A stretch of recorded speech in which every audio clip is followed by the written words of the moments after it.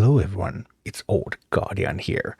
We're around 2/3 of the way through the Assassin's Creed collaboration event in Raid, and the event for the best Assassin's Creed champion, Bayek, is finally here. Before going into all details about Bayek, thank you Raid Shadow Legends for sponsoring this video and for giving me this wonderful promo link down below in the description there in the QR code. You can start Raid with 3 legendary champions and 3 top tier epics from my link only. Tholin Foulbeard after the tutorial, Great Campaign Farmer, Tuhanarak Void Legendary from DESERTQUEEN code, and during the Assassin's Creed collaboration event, Ezio Auditore as a login bonus, followed by Rector Drath, Venomage and Uugo, 3 top tier epics for the best start to Raid. And Bayek has been the most anticipated champion from the Assassin's Creed event.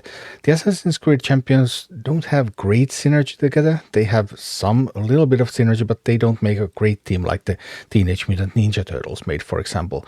But Bayek shines as the best champion out of this collaboration.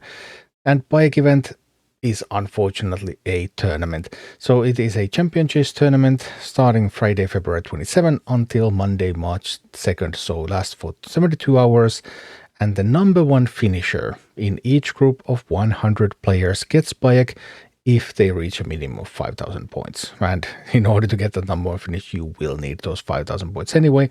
So that's not going to be a problem if you're really going for it. But only 1 player out of 100 is going to get Bayek from this event. And this means that there's almost certainly not going to be a guaranteed event for Bayek. Typically the champions that are tournament first prizes do not have a better event for them.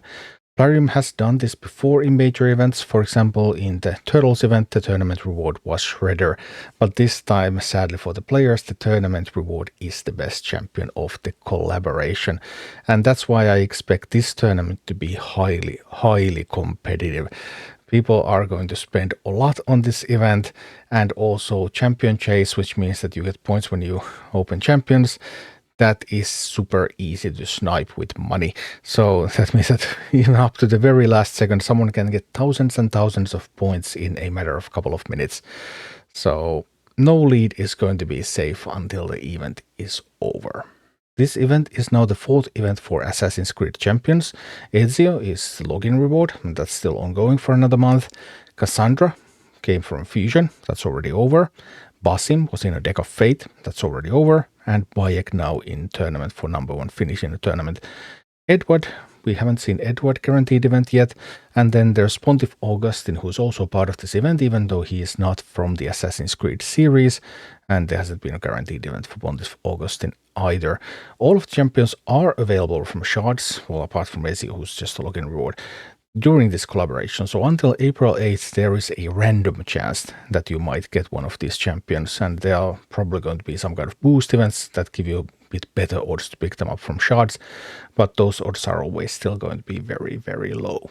If we compare to previous events, then for example in the Turtles event, there was a login champion, there was a fusion, there was a deck, then there was a Hero's Path and a Titan event and a tournament first prize.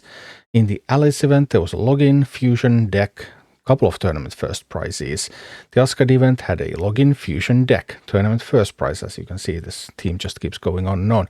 Monster Hunter had login, fusion, deck, Hero's Path and a tournament first prize.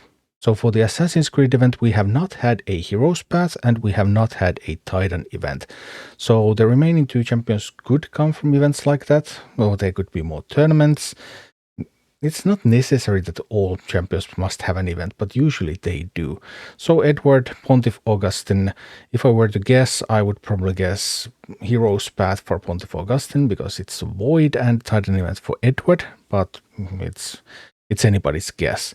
On a related note, there is now a better chance to pick up Edward also starting on Friday.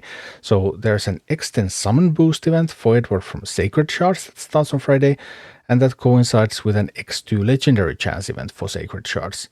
So if you're going to open a bunch of Sacred Shards, then you have improved odds to pick up Edward, and you have improved odds to pick up Legendaries, or improved points for the Champion Chase event. Although Sacred Shards are typically not that great for Champion Chase. They are fine, but nothing special.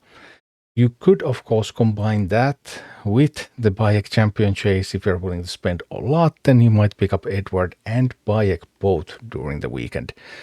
But yeah, this champion chase is going to cost so much. Because if you look at shard values for champion chase events, then we now have Sacred X2 going on during this one. So the average points from Sacred Shard are 280. Whereas the average points from an Ancient, even without an X2 event, is 31. Which means that it's like 9 Ancients per Sacred. And one Sacred can be more difficult to come by than 9 Ancients. So the Ancients are still really strong for this one. Obviously Voids at 77. Primals are particularly bad for this one. There's no event either, so at 58, so you probably don't want to open any primal shards for this one. And of course, if you have fragments that you can pull, if you have any fusions that you can make, all of those do count for the champion chase as well, if you're trying to go for it. But yeah, overall, this is going to be one expensive tournament. But that's what it takes if you want to get the best Assassin's Creed champion. Thank you for watching. Click like and subscribe if you enjoyed this, and a special thanks to all of my Patreon supporters, YouTube members and Twitch subscribers who make all of these videos possible.